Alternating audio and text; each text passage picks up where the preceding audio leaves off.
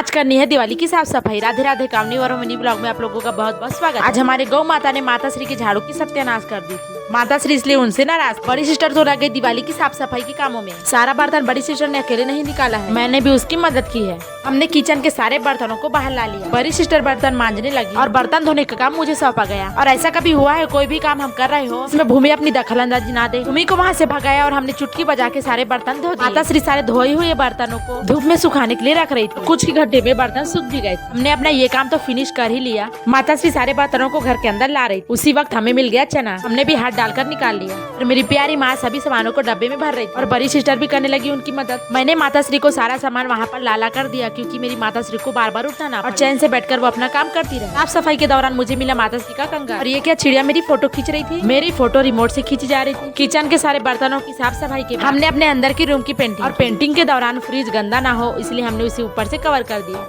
Painting करते समय जितना पेंट नीचे गिरा था उसे माता श्री पोछे से साफ कर रही थी। और माता श्री की एक्टिंग मारने आ गई भूमि, जो कि पागल दीवार को साफ कर रही थी। जितना दिमाग वो ऐसे कामों में लगा उतना दिमाग उसका पढ़ाई में नहीं लगता। और देखो बाहर की हालत। और अंदर आकर देखा तो ये क्या चिड़िया इतनी जल्दी सो गई है। लगा ये नाटक कर रही थी। मैंने पास से जाकर देखा, ये तो सच में सो गई थी। अच्छा है सो गई थी, वरना सबसे ज्यादा मस्ती तो यही करती। सारे भगवानों को हमने उठाकर सुरक्षित रख दिया। टेंट लगाने के बाद हम सभी लोग थोड़ी देर बैठ गए, क्योंकि बहुत ज्यादा थक चुके थे। आप लोग मेरी हालत देखकर समझ ही गए होंगे। अंदर के रूम में जा ही रहे थे कि चिड़िया की आवाज सुनी। चिड़िया सोकर उठ चुकी थी और उठते ही मेरे गोद में आकर बैठ गई। कैमरा चालू है इसलिए भूमि भी वहाँ पर आ गई। मेरी माता श्री की हालत देखकर आप लोग समझ ही गए होंगे कि मेरी माता श्री कितना थक गई है। हम सभी लोगों ने किया थोड़ी देर आराम और लग गए अपने फिर से कामों। सबसे पहले मैं तो सज्जे में चढ़ गई, क्योंकि सज्जे को मुझे पोछा मारना था और बड़ी सिस्टर नीचे का काम संभाल। सबसे पहले बड़ी सिस्टर ने बर्तन जाली को फिट किया। मैं पोछा मारना चालू कर ही रही थी कि माता श्री ने कहा थोड़ी सी चाय पी लो, तो मैंने कहा ठीक है। उसके बाद मैंने सारे सज्जे को अच्छी तरीके से साफ कर दिया और सारा काम निपटा कर नहा धोकर हो गई थी तैयार। आप सभी को राधे।